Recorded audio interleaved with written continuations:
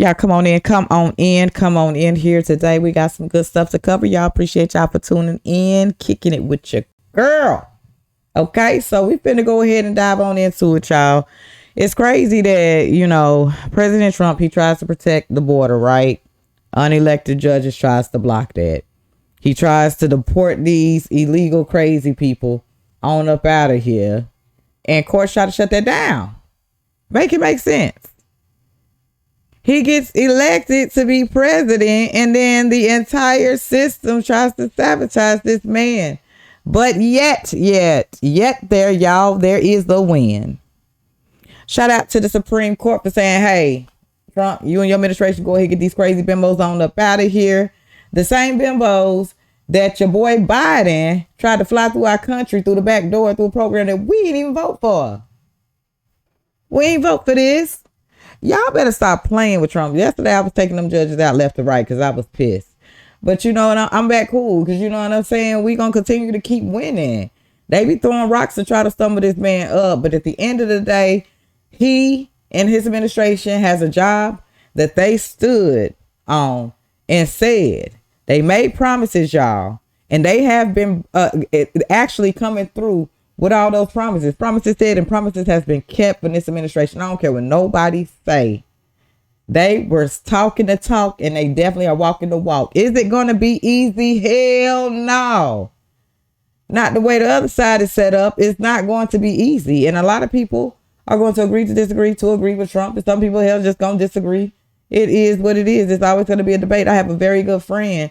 You know what I'm saying? And she's all for, Kamala. She's all for, she's all for that side. And me and her can literally sit on the phone. She know I love me some Trump and I voted for him and everything, but we can have our conversations and we can debate on the phone and it feels good because I can see her point. She sees mine. We understand each other. And at the end of the day, like, it's cool. We literally be having these talks. I'd be like, with Trump, and she'd be like, well, and I'd be like, okay, yeah. And that's what it's all about. You know what I'm saying? We don't see eye to eye on certain things of each party. But at the end of the day, we can come together and be like, all right, well, this, that, and we both learn something from each other. That's the beautiful thing. So shout out to my girl, Joy. Y'all make sure y'all be looking out for her soon, y'all. She's wanting to, get her channel going and getting it started and stuff like that. So I said I was going to go ahead and help her out whenever she is ready.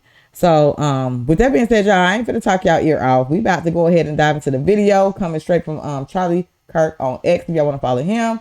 Breaking, Scott delivers a huge win to the Trump administration, reversing the lower court by granting the Trump administration the ability to revoke the legal status of more than 530,000 migrants.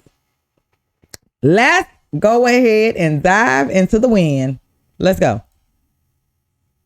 Now from the U.S. Supreme Court, the president has notched a win a moment ago. The U.S. Supreme Court has allowed the Trump administration to revoke the temporary legal status for hundreds of thousands of immigrants. Now, they come from 4 countries: Venezuela, Cuba, Haiti, and Nicaragua.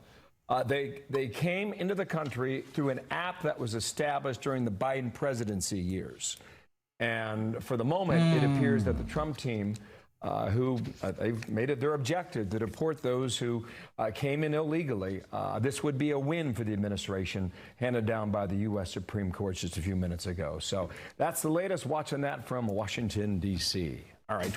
From the U.S. So Supreme now Court, the president has notched a win. Hang on. Because one of y'all told me in the comment section that one of the judges got arrested, and y'all was telling me pretty much that the other side decided that they was going to get a group of judges to actually go against Trump's agenda.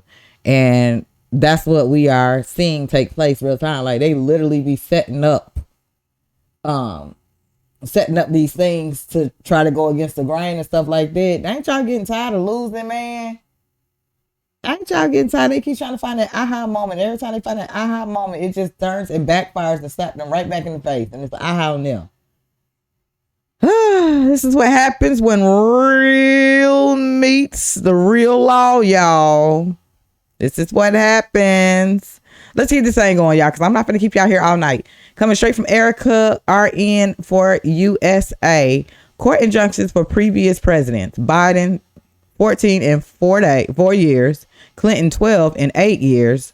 Bush 6 in 8 years, Obama 12 in 8 years, Trump 79 in 4 years and 5 months.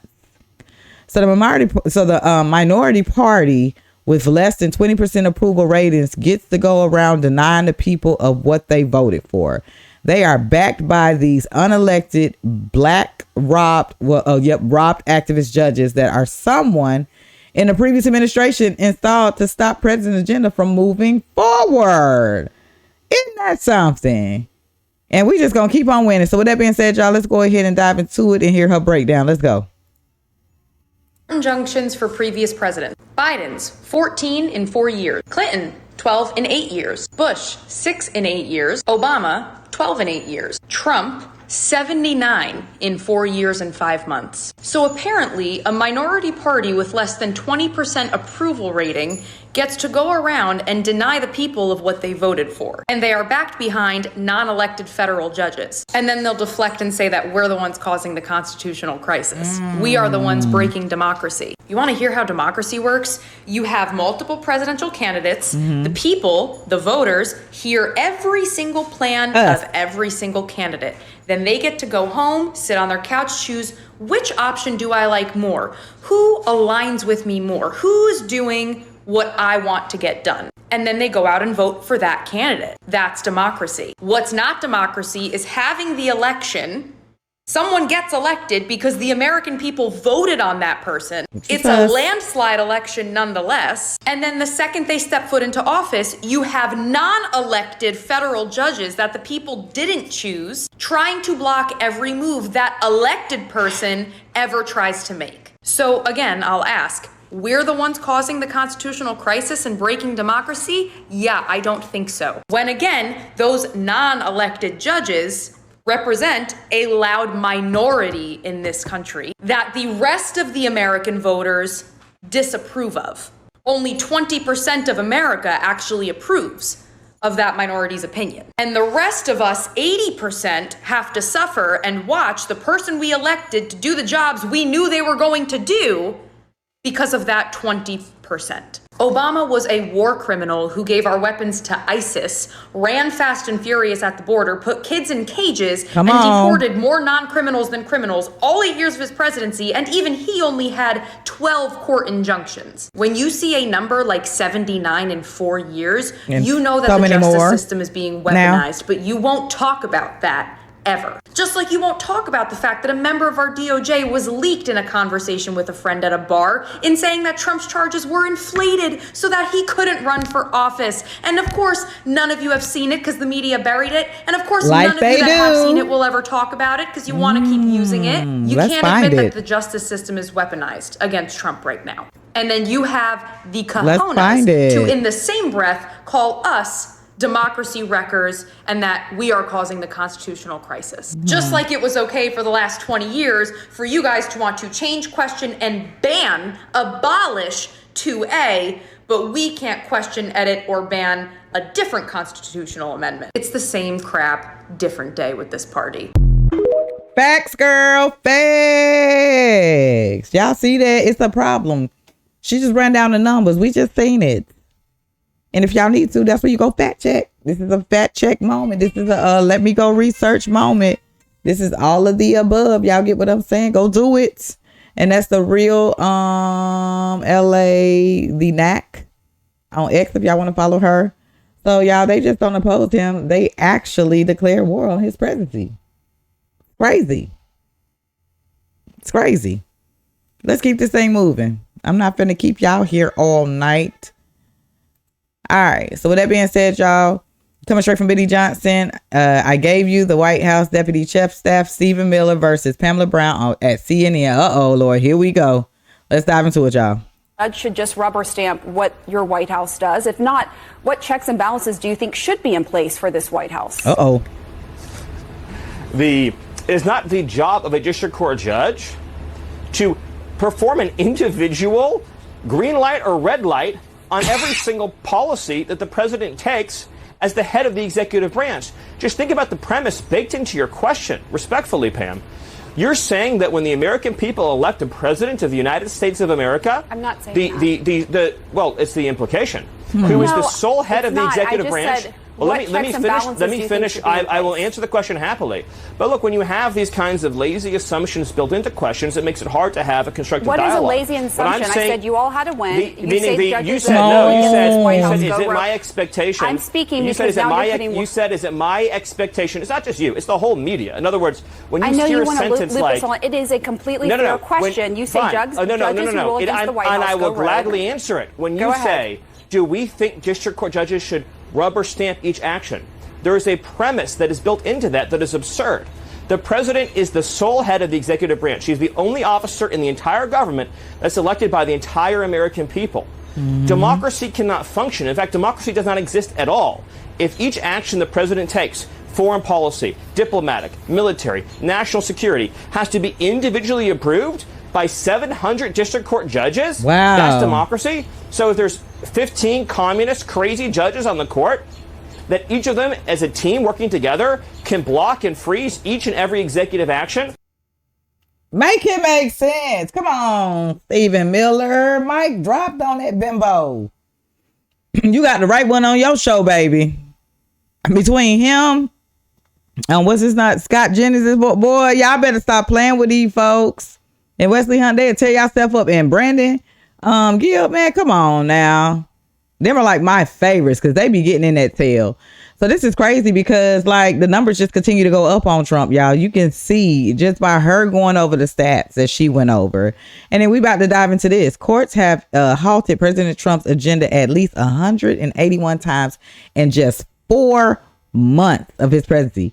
So you gotta ask yourself, y'all. Because I'm telling you, this is the same reason that got me on this journey wanting to know about him was because I was like, and I'm going to keep saying it. I kept wondering why they was calling this man a racist, but yet I see all these black folks like hanging around him and all this other type of stuff. And you know what I'm saying? And it kind of just made me go into looking into more and stuff like that. But you got to ask yourself, like in the past 4 months now, this man has been in office 181. 181, y'all. Let's get into it. Courts have halted Trump's admin agenda a huge number of times. What are we talking about? We're talking about at least 181 times that they have at least temporarily, halted Trump's agenda. That is crazy. A huge number. To give you that in Yes. percentage terms, in over 50% of the cases that are presented to courts, the Trump administration agenda has been halted at least temporarily. So Donald Trump, tries to do these actions with his administration, but the courts have been saying, hold on, wait a minute here. Then they have said that at least 181 times so Crazy. far in just the first few months of this administration. The courts have halted The crazy Trump's thing is admin why? agenda a Because they huge know. number of- Why? Is because they know he was working and they couldn't control him. The stuff Trump was doing, putting in place was working.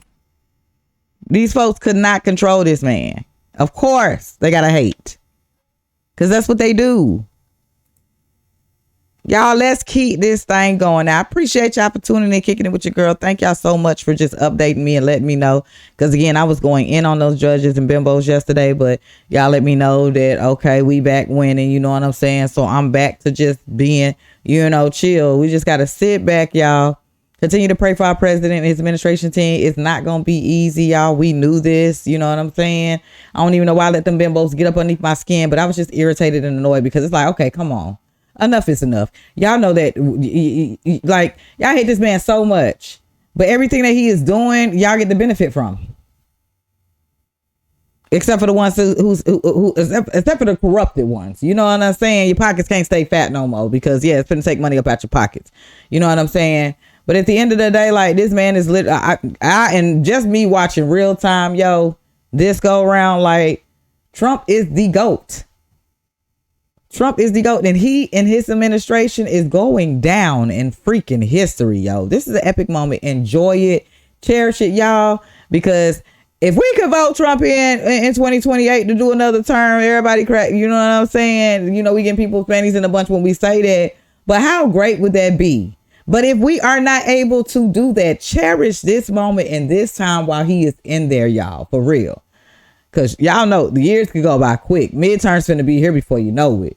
You know what I'm saying? So let's just enjoy it. I appreciate y'all for tuning in. We finna get into the last video, y'all. Jason Cohen, Chris Cuomo torches them for hoping Trump fails, even if it causes Americans to suffer. Let's dive into it, y'all.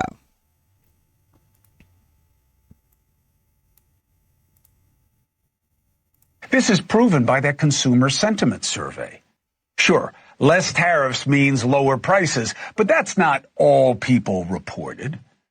And no, Trump isn't right to say we were dead 6 months ago. It's not true. But consumer sentiment was going up before Trump paused the tariffs. Why? Because consumers were hopeful that there may be better deals to come for the economy because of what Trump was trying. Look, I've said from the beginning, tariffs are a gamble. They are only worth it if they yield better deals for us as consumers and, more importantly, as workers. But it seems that too many of you just want Trump to fail, even if it means the country suffers. And this is where I got to stand and say no, okay? This is where politics becomes poisonous to the American people. Are you somebody who gets upset when I say, gee, I hope the Trump administration gets some wins on trade? Or I hope that Trump gets a win by getting Hamas to accept the ceasefire deal that Israel has already accepted? I really think people have to start thinking about what they actually want.